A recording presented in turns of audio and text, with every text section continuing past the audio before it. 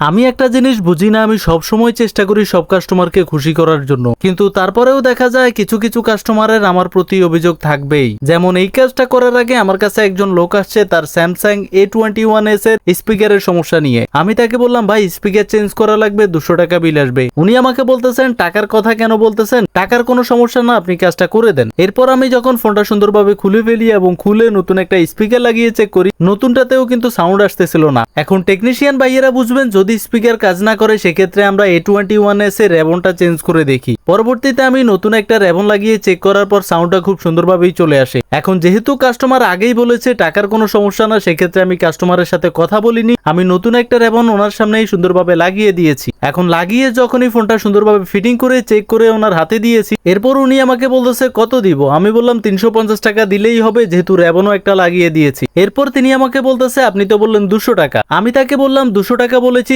স্পিকারের বিল। এখন স্পিকার লাগিয়ে তো চেক করে দেখলাম কাজ হচ্ছে না, রেবনটাও চেঞ্জ করা লাগছিল, আপনার সামনেই তো রেবনটা চেঞ্জ করে দিলাম। কাস্টমার 350 টাকা আমার হাতে দিয়ে বলতেছে, আপনাদের মেকানিকদের কাছে আসলেই একটার কথা বলে 2-3টা কাজের বিল নিয়ে নেয়।